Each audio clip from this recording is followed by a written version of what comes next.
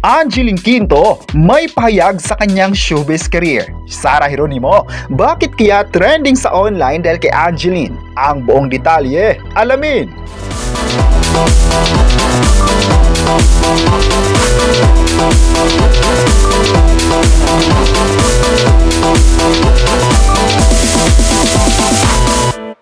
Nang dahil sa popstar royalty na si Sarah Geronimo, hindi itinuloy ni Angeline Quinto ang planong pag-quit sa pagganta at pag-perform. Napakalaking bahagi ni Sarah G sa tagumpay ni Angeline sa kanyang showbiz career, kaya naman forever daw niya itong tatawaging utang na loob sa actress at singer.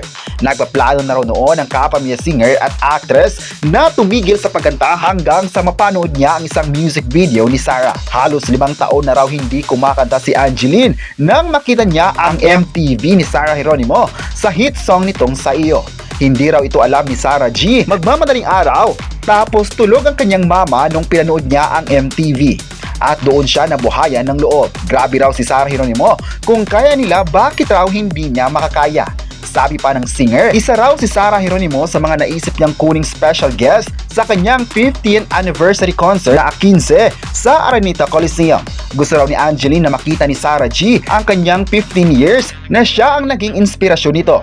Tapos raw nung nakita niya si Sarah Geronimo sa ASAP, napasabi agad siyang buti na lang hindi siya sumuko. Gusto rin daw sana niya maging special guest na megastar Sharon Cuneta at Asia Songbird Regine Velasquez sa concert niya. Dahil dito ay marami sa mga fans ang masaya na hindi siya sumuko sa pag-artista o maging sa pagkanta.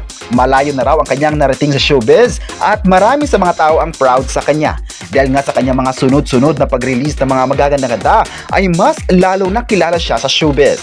Maraming mga ganap hindi lang sa pagkanta, maraming mga ganap talaga sa kanyang buhay, at ang nakakatuwa, hindi lang sa pagkanta siya nakabase dahil pinasok din niya ang mundo ng acting kung saan napabilang siya sa mga sikat na series at movies ng Kapamilya Network.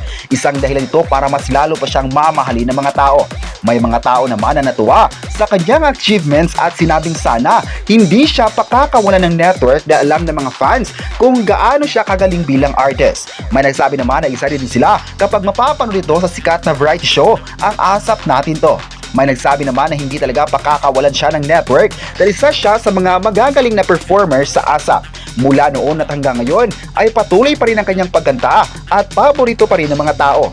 May nagsabi naman na sana patuloy pa ang paggawa niya ng mga kanta dahil bagay na bagay sa kanya ang mga nagawang songs na tinangkilik talaga ng mga tao. Isa din sa mga di malimutan ng mga fans na kanta ni Angeline ay ang Patuloy Ang Pangarap.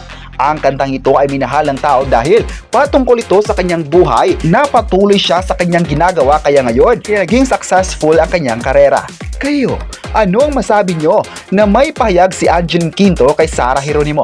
I-comment na kung nagalingan ka ba kay Angeline at huwag kalimutang isubscribe ang ating YouTube channel.